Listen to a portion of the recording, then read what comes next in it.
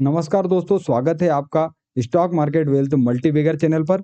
मेरा नाम है महेंद्र और आज हम बात करने वाले हैं वीएमएस टीएमटी लिमिटेड के आईपीओ की पूरी डिटेल एनालिसिस। हम हमारे चैनल से आपको daily market update, high growth multibagger stock की details, IPO analysis, daily order, partnership stock की न्यूज हमारे चैनल से देते हैं। तो आप अपने चैनल को सब्सक्राइब करें और ज्यादा से ज्यादा लाइक करें एवं कैसा वीडियो आप पसंद करते हैं कमेंट करके बताएं, तो उस स्टॉक या जानकारी पर हम वीडियो बना कर देंगे। आज 17 सितंबर को यह आईपीओ खुला है और पहले ही दिन 3.44 गुना सब्सक्राइब हो गया है। लेकिन सबसे पहले और सबसे जरूरी बात, मैं कोई सेबी रजिस्टर्ड इन्वेस्टमेंट एडवाइजर नहीं हूं। यह वीडियो पूरी तरह से शिक्षा के उद्देश्य से है। किसी भी निवेश से पहले अपनी रिसर्च जरूर करें। तो चलिए जानते हैं कि क्या यह आईपीओ आपके पैसे को मल्टीप्लाई कर सकता है या फिर इससे दूर रहना ही समझदारी होगी। तो दोस्तों, वीएमएस टीएमटी लिमिटेड का आईपीओ आज से खुला है। प्राइस बैंड 94 से 99 रुपए प्रति शेयर। टोटल इश्यू साइज है 148.50 करोड़ रुपए, जो कि पूरी तरह से फ्रेश इश्यू है। ग्रे मार्केट प्रीमियम फिलहाल 23 से 24 रुपए यानी 23 से 24% की प्रीमियम मिल रहा है। लिस्टिंग डेट है 24 सितंबर। अब बात करते हैं कंपनी के बारे में। वीएमएस टीएमटी लिमिटेड साल 2013 में इनकॉर्पोरेट हुई है और यह गुजरात के बावला में बेस्ड है। कंपनी टीएमटी बार बनाती है 2 लाख टन प्रति साल की कैपेसिटी के साथ। ये कंपनी कामधेनु लिमिटेड की फ्रेंचाइजी है और कामधेनु नेक्स्ट ब्रांड के तहत टीएमटी बार बेचती है। इनका प्राइमरी मार्केट गुजरात है, जहां से 96.71% रेवेन्यू आता है। डिस्ट्रीब्यूशन नेटवर्क में 3 डिस्ट्रीब्यूटर और 227 डीलर है।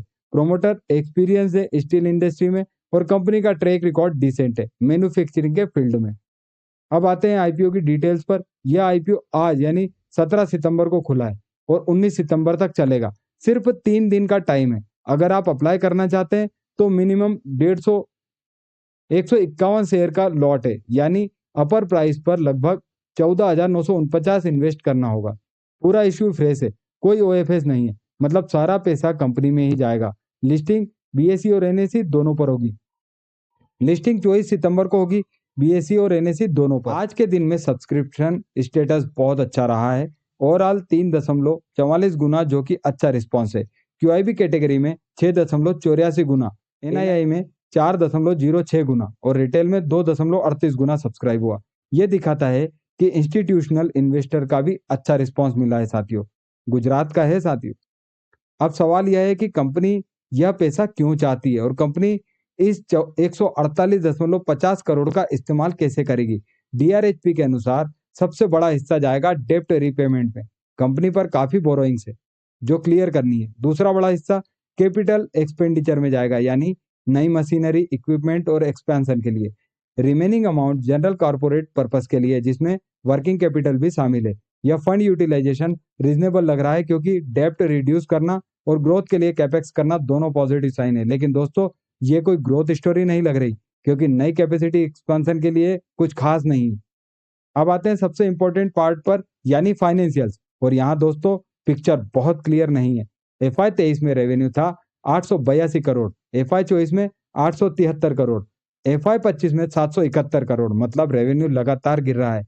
3 साल का रेवेन्यू CAGR -6.5% है।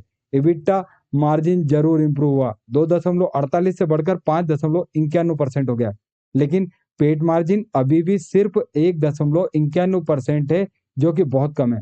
आरओसी 12.79% और आरओई 20.14% है। लेकिन डेट टू इक्विटी रेशियो 3.77 है, जो कि बहुत ज्यादा है साथियों।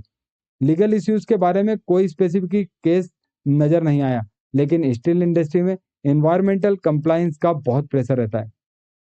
कंपनी के पास एनवायरमेंटल क्लियरेंस है 30,000 मेट्रिक टन प्रति महीने की कैपेसिटी के लिए। लेकिन आने वाले समय में सस्टेनेबिलिटी नॉर्म्स और सख्त होंगे, जिससे कॉस्ट बढ़ सकती है साथियों। कंपनी की स्ट्रेंथ देखें तो कामधेनु का ब्रांड बैंकिंग मिलता है, गुजरात में अच्छी पोजीशन है, एबिटा मार्जिन इंप्रूव हो रहा है, डीलर नेटवर्क अच्छा है। लेकिन दोस्तों, ये सभी फायदे छोटे लगते हैं जब हम रिस्क देखते हैं। अब आते हैं रिस्क फैक्टर पर, और यहाँ काफी चिंता की बात है। पहला, रेवेन्यू डिक्लाइन हो रहा है लगातार।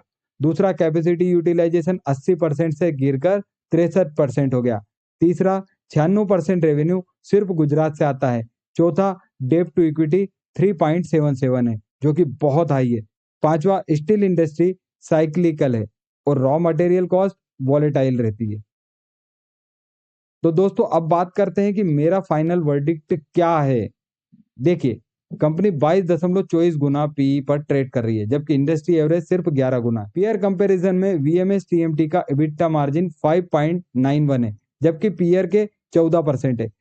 पेट मार्जिन 1.91% है, जबकि पीयर्स के 8%। कामधेनु लिमिटेड जिसकी ये फ्रेंचाइजी है, उसका EBITDA मार्जिन 10.09% है और पी सिर्फ 13.5 है। तो डायरेक्ट कामधेनु में इन्वेस्ट करना बेहतर होगा क्या? इस तरह के बहुत सारे सवाल हमारे मन में हैं अभी, तो आगे देखते हैं। दोस्तों समरी ये है कि वीएमएस टीएमटी आईपीओ में कई रेड फ्लैग्स दिख रहे हैं। गिरता हुआ revenue, high debt, low margin, expensive valuation, ज्यादा रीजनल कंसंट्रेशन। 23% का जीएमपी भले ही अच्छा लगे, लेकिन रिस्क रिवार्ड रेशो फेवरेबल नहीं दिखता साथियों मैं तो इस आईपीओ को अवॉइड कर रहा हूं, पर आप निवेश कर रहे हैं या नहीं, यह कमेंट करके जरूर बताएं और अपना निवेश फैसला अपने एडवाइजर से पूछकर ही करें साथियों। उम्मीद करता हूं कि ये एनालिसिस आपके काम आएगी। अगर वीडियो पसंद आया हो तो लाइक करना ना भूलें, चैनल को सब्सक्राइब करें और बेल आइकन दबाकर नोटिफिकेशन ऑन कर लें। कमेंट में बताएं कि आप इस आईपीओ के बारे में क्या सोचते हैं और हाँ, अगली आईपीओ एनालिसिस के लिए चैनल पर बने रहें। साथ ही डिस्क्लेमर, ये एनालिसिस सिर्फ एजुकेशनल पर्पस के लिए है। मैं सेबी रजिस्टर्ड एडवाइजर नहीं हूँ। इन्वेस्टमेंट की जिम्मेदारी पूरी तरह आपकी है। धन्यवाद और मिलते हैं अगली वीडियो में।